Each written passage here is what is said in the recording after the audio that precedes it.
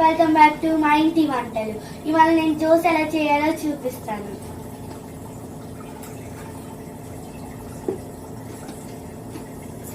ఇలా గ్యాస్ వెలిగించాలి.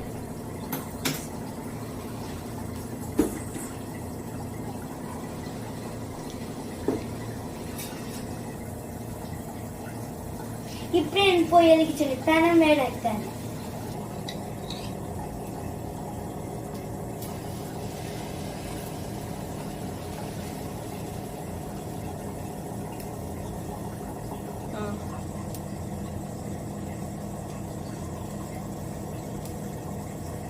నేను ఒకవైపు కారడానికి తిప్పుతున్నాను.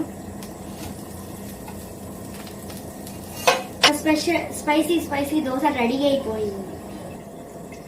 ఇప్పుడు నేను దోశ తినడానికి దోసకాయ పచ్చడి చేస్తా.